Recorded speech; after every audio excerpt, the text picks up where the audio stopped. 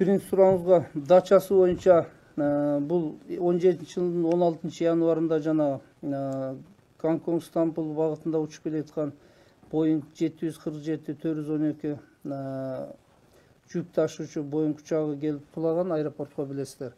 Ошол жерде жүктүккө мурунку президентке таандык жана башка маалыматтар түшкөн. Бирок азыркы күндө тергөөсү уланууда, буга жыйынтык коюлду экен. Депутат катары ошол убакта депутат комиссиянын мүчөсү болгон мен дагы.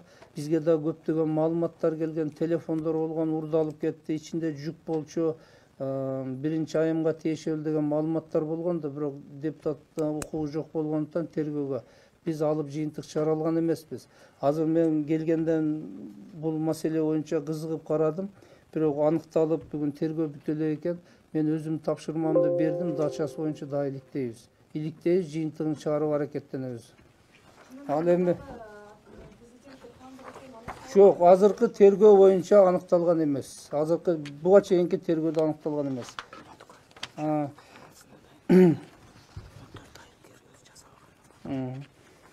Батукаев боюнча 20-жылдын 14-августундагы өкүм менен 1-Май райондук сотунун 23-июнда өкүм өзгөртүүсүз апелляциялык сунуш даттанмалары канааттандыруусуз калтырылган. 20-жылдын 28-августунда жогорку соттун кассациялык сунуш келтирилип, соттук отурум 20-жылдын 16 ноябрына дайындалган. Өзүңүздөр билесиздер, 1-2 инстанция бул ишти караган, жогорку сотто мына 16 ноябрга дайындалыптыр. Бирок бул жерде да биздин катышкан прокурорго мына азыр мен тапшырма бердим. Ар биринин угузулган айып күнөөсү боюнча терең изилдеп, ошого жараша гана күнөө суроо.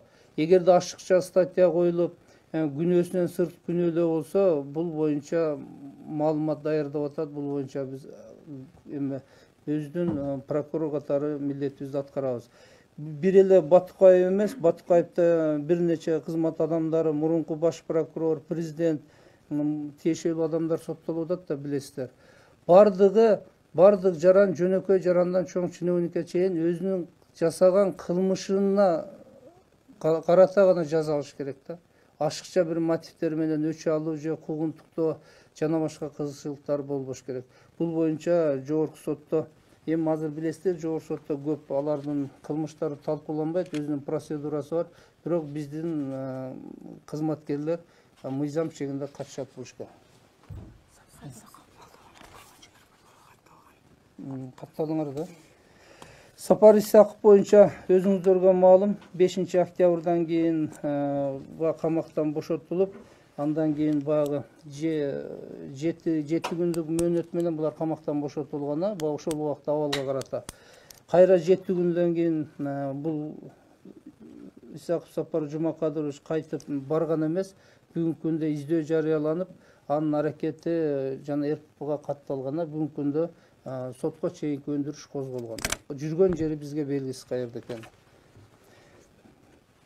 Жапыкеев боюнча биз сөз түрдө бул экономикалык кылмыштарга каршы бөлүм менен, башкармалыгы менен, улуттук коопсуздук кызматтары менен, бардыгы менен биргеликте мамлекеттик кызыкчылык үчүн иш алып барышыбыз керек. Бул биздин милдетибиз.